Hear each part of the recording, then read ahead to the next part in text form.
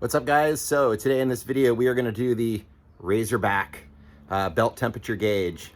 We are going to take a look what kind of temperatures our belt reaches, especially when we're out racing around in the dunes and different places where it's a little bit hard on it. We're running the Evo world's best belt. So far it's been great, but it'll be fun to see what kind of temperatures we actually reach.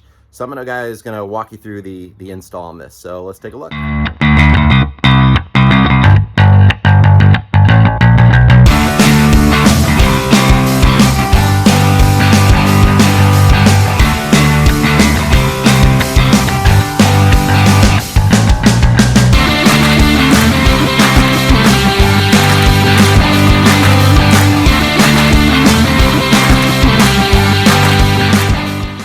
All right, guys, so this is all the stuff that comes with it. You get your gauge, which, you know what, I have to say, I was really surprised how small this little guy is. A lot of the videos and the pictures, I think, don't really explain how small it is, and it's a nice, small, little compact design. I was worried it was going to be big and bulky, but it's actually really, really nice. So you've got your gauge. Mine has the black anodized bezel. I like the black bezel because, in fact, the car is mostly, you know, black and gray. So I wanted to kind of keep with that theme, and I like the new bezel, the anodized bezel options they are. This is the 3.0 version. So you've got your infrared temperature sensor. So that's the guy that actually shoots the beam down on the belt.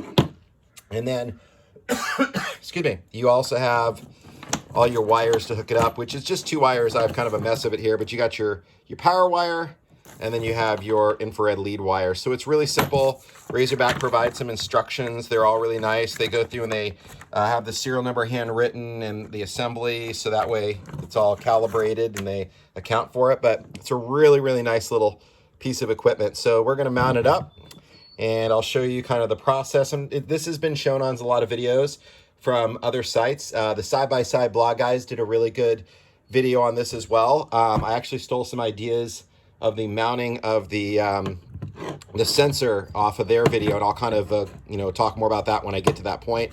Make sure they get the credit. So I'll just kind of walk you through the process. We're not going to go through running all the wires and everything because you guys have all seen how to do that. I'll just give you the overview of it. So let's get started. All right, so the first thing I want to show you was the mount. I went with the right side mount. This actually just goes right in. You take the two screws that are actually, there's two screws on each side, two over there on the instrument cluster and two over here. You take those two screws out, you put this plate down, which is your mount, and you put the two screws back in. Now, I tried using the screws that came with it. They were not deep enough. They just wouldn't bite in. So I put some nice long screws, and just so you know, like back in here, there is a ton of room for a screw to go back. The screws I put in here are probably, I mean, they're at the very least an inch long. They might even be a little longer than that, but that was not a problem. So I got that mounted. It's nice and firm and tight. So we're just going to put the gauge in now, and then we're going to drop the wires down, back, and through into the tunnel. So we're going to get our wiring going through the tunnel to head all the way back. So let me get the gauge thrown on there. I'll show you how it mounts. It's really simple. We'll go back to the bench. And it just has this little aluminum ring. So you slide this guy on, and then you thread on a little ring. I'll show you a picture of it, and then that holds it in place, but it's pretty simple. So let me get that for you, and then we can run some wires. Okay, so this just slides in and out. So I just slid it right in through. This is your little ring. So this guy is just on these threads. So you basically just tighten these threads down going this way, and then hold it in place, and then you're gonna run your wires right out the back. And of course, you'll need to align it the way you like it. But once you tighten down this knurled bezel, it's not gonna go anywhere. So it's gonna stay put, and then we'll be good to run our wires. Okay, so you guys can see I've got the knurled ring tightened all the way down. I clocked the gauge in the way that I liked it, so I thought it would look nice. And then all you do, so your power lead just plugs right into this guy right here. And then your lead for your infrared gauge, it just slides on, and then you thread it. So try to show you how this goes here, see if I can get it aligned. There you go. So you just kind of get it aligned, it's slotted, and then you just thread on this little knurled guy as well, kind of like the way you do the gauge, and that will tighten those pins and hold them in place. And then I'm going to bring the wire all back around I'm gonna drop it right down here, run it through into the console so it's really clean looking. They do make a nice little can that covers the back side of this, so if you want to put a little can over it to kind of hide it, I think it looks fine the way it is. So I'm gonna leave it like this for now. I kind of like the raw racing style look. That's just my style, but some people might want it a little more complete and polished, so you can buy that little anodized can that goes over it as well. But I'm gonna run the wiring down. Let me get that tucked in and I'll show you where that's gonna go. All right, so I've got the wiring where I like it. So you can see it just comes off the back, and I've got it dropping right down through this little area right here, and it's gonna make a little right turn. It's gonna go back up under the dash. Now I'm gonna put some zip ties on this to kind of really hold it in place and keep it super clean. And then I'm gonna bring the wiring down underneath and run it back through the tunnel down through here. So guys, once you get your clutch cover off, which I'm sure all of you have done before, a couple things I'll tell you about doing this is I use a pneumatic wrench, and it allows me to go through and get to all of these really easily, except for this one here, which I just use an extension. So that's a quick way to be able to get it off when you're at home using an air compressor, or if you have an electric drill with an extension, works good. A lot of videos of quick ways to do that. But one of the things I want to show you when this is off, and we're going to measure here and we're going to drill to be able to hit our temperature, our infrared right on the belt right here. One of the things that you want to do if you haven't already done so is whenever you get a chance, take the clutch cover off. And I would do this about every couple of rides, is get in here and blow it out. You can see how much dust comes out of this. It's pretty crazy. So you also want to make sure, I didn't do so, but I should have, is wear a mask, because you know that's dust and belt debris and metal fabric. You know, there's metal fibers in there. It's a lot of stuff that you don't want to really get into your lungs. So a good thing to do, good maintenance, is to clean out the clutches every few rides. Blow them out really good with an air compressor, making sure they're clean. It's a good time to inspect the belt as well, so you can make sure your belt's in good shape, because a belt coming apart, you know, is not a fun thing to deal with. This is I'm running the Evolution WB, world's best belt, in their badass belt line. This one is, so far, I don't have a ton of miles on it. If I want to guess, I want to say I have to look at my gauge. I think I have like 300 miles on it, but it's worked really, really well. I had the OEM belt on it before, and it had a pretty good amount of miles on it. The problem I ran into is it started kind of sticking on the sheaves a little bit. This belt doesn't seem to do that, which is good. The other belt might have just been worn and ready to be replaced anyway, so I'm not saying the OEM's bad by any means, but I wanted to try this belt. Oops. It's similar in price to the OEM, and guys are just raving about it. So I'm going to continue blowing out the clutches, then we're going to measure. I'm going to kind of steal some measurements from the side-by-side blog guys. They've done a little bit of homework on this, because the belt does move a little bit as it engages in the clutch, and it expands on the sheaves. So they've already kind of factored that in, so you can get that gauge to be right on the belt the entire time through the whole power range, so you're getting very accurate temperature numbers with our Razorback Belt Temperature Gauge. So let me finish blowing this out, and when I come back, you're going to see me actually marking, and we're going to look at drilling out the clutch casing. Okay, so I have put on a mask and cleaned out the clutches, blew them out really well. So I want to show you, I've got my marks here of where I'm going to drill. I'm actually going to drill in the one that is in the upper left-hand corner right there. It was a little difficult to get in there with the paint marker. The way I did this is I took my tape measure and I put the stop right at 2.5 inches, so I could just kind of slide it right up against this edge. And then from there, I was able to measure my mark right where I want it.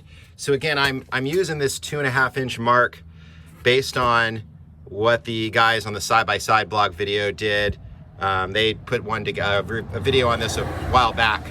Razorback apparently asked them to do that. So they had already kind of gauged where this needs to be as far as the hole goes. So I'm going to kind of double check the measurement on the inside. I want to see where it aligns to make sure I'm good with it, but I'm sure it's probably fine. Those guys really know what they're doing, and I know that they put it on and it's worked well. So the way I'm going to drill it is I'm going to use a little pneumatic right angle drill. This is really good because I can get down in here into this really tight spot. So I'm able to get all the way back down in there. Now I'm going to do a starter hole first, and then I'm going to go back with this step drill and go to a 1/2 inch. So that's basically what you want, is a 1/2 inch hole in there. be able to install that. So I'm going to do a couple more measurements and make sure I'm really happy with it. You know, the measure twice, cut once kind of thing. Some guys do take a drill and go in kind of at a weird angle. Like they try to get their drill gun and go down through here. The hole won't really be the way it's supposed to be. You could then put some RTV around it or something if you want to do that. To me, I think it's best just to use, I mean, this thing was so cheap, you know, Harbor Freight, inexpensive. So I figured it'd be worth just buying it because I'll have other uses for it. And this is going to make sure this drill's hole is drilled perfectly, and it's going to be nice and sealed and not let water get in there and so on.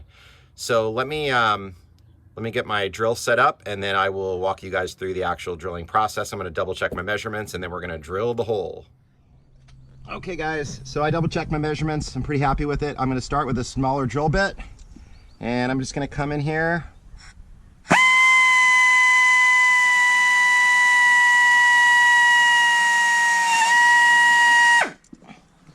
All right, so I've got my starter hole. That's the spot that I like. I'm right between the two clutches, and I'm pretty centered over the belt.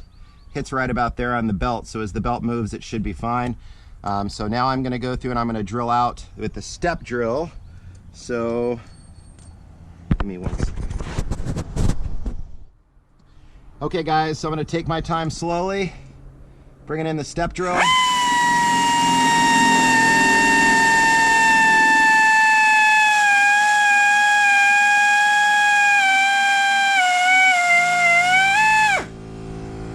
All right, I just want to double check my markings.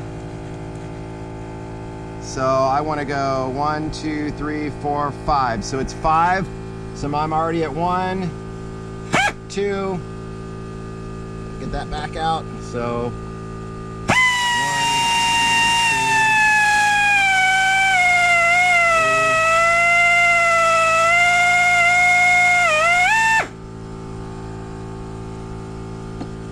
3. Just double checking here.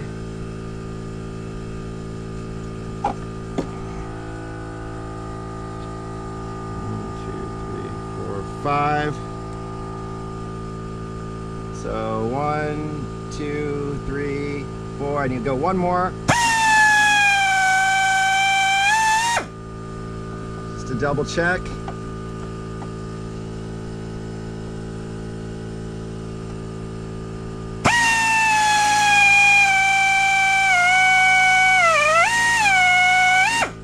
All right, there we go. Kind of took my time there because I just want to make sure I didn't go past. It's kind of hard to tell which step you're on. But we got our perfect 1/2-inch hole. It's firing right down. I'm going to kind of drop something down and show you where it lines up. So give me 1 second. So you guys can see the hole. And this is about as far back as I could get, which was that 2.5 number. I think the belt moves out this way as it goes through the shift. So it would kind of move its way in, which would be good. So this should be fine. So right there, I'm firing right between the clutches. Right there is where the infrared's gonna go, and actually it's gonna go right about there, which should be perfect. So I'm gonna clean up the flashing at the bottom, so that way that stuff doesn't end up in the belt. And then I'm gonna put the actual sensor in, and I'll show you that. Okay guys, so you have some adjustability on the depth of this nut about how far you want this to sit down in. And I don't know how high the belt comes up on the sheaves. It might come right up here at full tilt. So that would basically bring it like right across there, I would say. So you can actually run it down a little bit just to get it as close and as accurate as you can. I'm gonna get a straight edge really quick for you guys.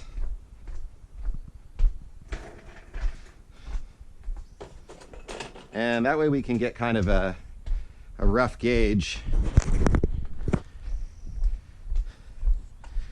So let's just say the belt came to the very top of the sheaves, which I do not believe it does. You're still looking a really good gap, like a good 1/2 inch or so. So I mean, if we want, we could tighten this down a little bit more, right about there. I take my straight edge for my rough approximation. I still have plenty of room before it's gonna hit. That way, I just would never want to see the belt come up and hit this. I think even if you put it as low as possible, it probably wouldn't. But I think I've got a good spot right there that should be able to hit the temperature pretty well. So this guy's gonna fire right on the belt. So, you know, one thing I use there, 1 or 2.5 inches, They didn't really clarify if it was from this side or this side. I thought it was from the outer edge of this. I probably would like to be a little deeper back in here, but it's already drilled, so I'm gonna try it, see how it goes. If it doesn't give me good readings at really high speeds, I'll let you guys know, but I think it's gonna be fine. I played around with it and it covers a pretty good range of an area. Doesn't seem to be super pinpoint. I could have my finger off to the side and it'll read the temperature of my finger, so I'm pretty sure this is not really that big of a deal. But I feel like pretty good about it. It's firing right down on the belt, and I'm gonna tighten this guy back down. So I just need to find, there we go, my other nut. And I'm just gonna get in here and tighten this up. So once I get it tightened up, I'm gonna go back with a pair of pliers just to make sure it's nice and snug. So right there, we've got it. Might be hard for you guys to see, sorry. But I am right down in there, tightening it up. So that way I'll be good to go. And now I can finish running my wires, put the clutch housing back on. And again, don't forget to clean your clutches at this point because you're already in there anyway. So I'll tighten this back down and then we'll run the wiring. So the wiring is gonna come right out through here, probably run right along that little harness there, and I should be good to go. And then we'll be able to get it all fired up. All right guys, just want to wrap up. So if you look there, I've got a little Loctite, and I have a little Loctite down below here as well. So basically what I've done is I've taken a 9/16 wrench on each side and tightened that die down, and I put some Loctite in it. And you can see shooting right down onto the belt. So we should be good to go. The Loctite I think is a good idea. You don't want that nut coming off and working its way into these clutches spinning. That would probably be pretty bad. So Loctite should keep that in place, and again, nice and snug. Just be careful not to strip them. They are real thin nuts, but we should be good to go. So now we're gonna run our wiring up to this guy, and then we can get this thing fired up and actually get some belt readings. All right guys, so clutch cover is back on. I didn't wanna bore you with that in the video. I also hooked up the line. I ran the wiring up through the tunnel, which goes down the center console. So one thing I want to show you that I thought was kind of interesting is people have asked, how long is this cable? And the kit, if I remember right, it's like a 15-foot kit. And they're like, okay, well, what does that give me on an X3 Max? Because that's obviously the length issue, is because it's a Max. This is all of the extra length cable I have. That's quite a bit. So, I mean, you're talking a good, in at least 4 extra additional feet. So, I mean, depending on where you're gonna put it. So for me, since I mounted it right here on the right-hand side of the dash, if you wanted to put it on the left-hand side and ran it down, if you wanted to put it anywhere in this car, even if you wanted to mount it like up here somewhere, like a gauge up here, I think you'd have enough wire to do that. It's crazy how long that cable is, but it does give you a lot of flexibility. And then what I'm gonna do is I'm just gonna take the excess cable, and I'm gonna feed it back up into the tunnel and zip tie it up in there. So that way it's out of the way. And then you wanna make sure the side-by-side blog guys were good about talking about this. Do not zip tie to the, you don't wanna zip tie to the sway bar because that moves. So I'm gonna kind of look up inside here and decide where I wanna zip tie it. There's some additional or existing wiring harnesses up in here that you should be able to access pretty easily. But you know, I think the hardest part about this whole job is that you have to run the wire through the tunnel. And I'll show you a little tip. To me, in my opinion, I've already started putting the back seat back together, but I had this all torn apart. Up front here, I'm still torn apart. In my opinion, the best way to work on this is to run the wire, or to remove the seat. The only thing about removing the seat is you have to remove the seat belts to get the seat out. If you have the XRS version, which has the 4-point harnesses, which I do prefer and like. So what I do is I just unhook the seats, and you're gonna kind of get messed up on the camera here for a second, but I'm gonna show you what I do. Is I unhook the seat and I just kind of move it out of the way. So it still makes this really accessible, but you don't have to take the seat. It's just a couple less bolts you have to be able to get to, so you can get in and run the wiring. And there's that cable right there. It runs all the way back. So I'm gonna wrap up the wiring, and then we're gonna start this thing up and check how the gauge works and play around with it a little bit. All right, guys. So I want to show you the wrap up here. So this is our cable. This is the excess cable we had. I just zip tied it. Make sure you do a nice large diameter loop. Don't make it too tight. I don't know what kind of wiring is inside of it. You don't want to damage anything there. So the wire then runs down through the tunnel. It comes out and it's right there. So it's the main nice shiny black wire. You can see I've zip tied it to the harness here. I've zip tied it to another harness there. I'm making sure it's not near any metal or anything where it can rub on and wear through the cable. That's super important. And then here, I have done a double zip tie around this is like a breather pipe for the clutch, so it allows access to the clutch. I did not tighten this down too much. I don't want it to start kinking this rubber, but you can see the wire is nice and secure, not going anywhere. Everything's all solid. There it is, running down and right back into the tunnel in a very clean way. So again, we're making sure this is not going to rub any steel or metal and wear through the wire over time. So on that end, we're pretty much all wrapped up. So what I need to do now is I need to clean up. So I'm going to get this put away, get the chair put back in, put the cover back on here, and then we'll be able to fire it up and see how everything works. All right, guys, so we got it all wired up. I've got it wired in my fuse box. We got the wires running down through the tunnel all the way back. I showed you the mounting process, pretty simple. So I'm set up on ignition, so if I touch the button, it'll just come right up. It kind of lights up all my things. So you see we're getting 69 degrees, which is just about right, 69, 70 there. So this is the temperature currently inside, pointing down at the belt. So we're gonna give it a little drive here and see if we can get this temperature to come up. All right, there we go. So let's let me give it a quick drive around the block and see if we can get a little heat into it, make sure it's working right. All right, guys, so I don't know if you can see it. We got our gauge right here. Right now I'm showing 71 degrees. So I'm gonna go for a little drive here and see if I can get it to actually come up to temperature.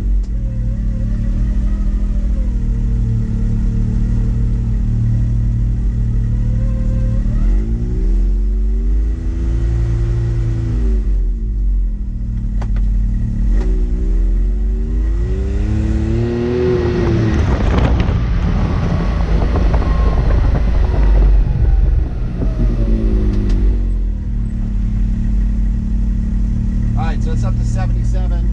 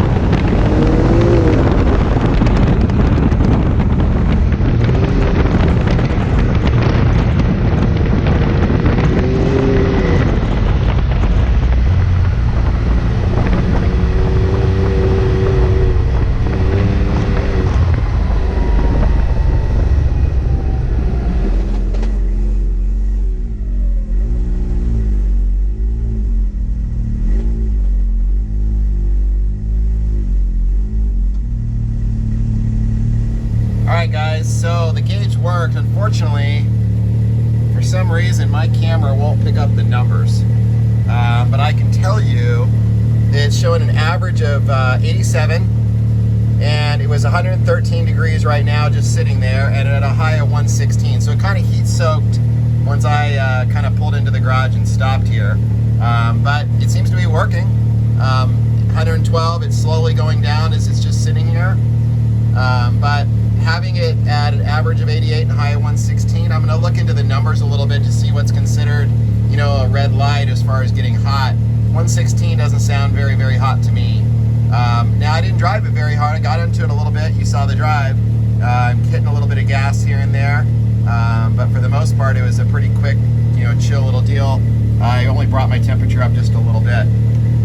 So that's pretty much it. When I shut it off, you actually saw there the number. It was at a 111. It's just kind of too bright. So when I turn it on, it's just such a bright color that you don't get a chance to see it on the camera. So I'm sorry about that. But yeah, so I'm sitting at 112 right now. And yeah, seems to work great. So I'm excited to get it out and actually try it. That's going to be kind of the big deal. So trying it out in the desert is going to be the big test. All right, guys, that's going to pretty much wrap up the install on the Razorback Belt Temperature Gauge. I'm pretty happy with how it went. I think the part that sucks the most is having to run that wire through the tunnel. I'm kind of sick of doing that. I've done that a few times now, and it's if you unbolt the chairs, it's definitely easier, and you got to kind of fish things through. I think getting the chairs unbolted and bolted back in is the only thing that really sucks about it. It takes a little bit of time. You know, my whole purpose for this gauge is we're going to start doing a little bit more sand this next season. I've got some paddle tires. Oop, there we go. Some paddle tires we're going to try out. Front and rear sand tires. So I know from what I've heard is the sand is hard on belts. You're spinning a lot. You end up spinning the belt a lot. I don't want to have a belt, you know, ignite and come apart, and you know, I don't want to have any kind of issues there. So my idea behind this gauge is to be able to monitor it, and if I see temperatures increasing, I'm going to know that I need to back off and just drive nice and slowly and allow it to cool itself down. It's just another thing to be able to monitor. I mean, a belt is definitely a new thing for me. This is my first belt-driven vehicle, and I just want to make sure that I'm keeping my eye on it. It's not that I don't trust it, but you know, it's a belt. It's a strip of rubber at the end of the day, and it's getting a lot of abuse back there, and I'm pretty happy with that Evo belt. It seems to be working really good. So just looking at the temperatures as I go, I think is going to be a good thing. So as always, guys, thanks for watching. You need help or questions on it, comments, you know, down below. I'll definitely take care of that for you. And then again, as always, please subscribe if you can. It'll definitely help our channel. But that's it. I got some new stuff coming really soon, so I'm pretty excited about that. And I'll show you what we have next. Next video is going to be pretty exciting. So, all right, guys, take care.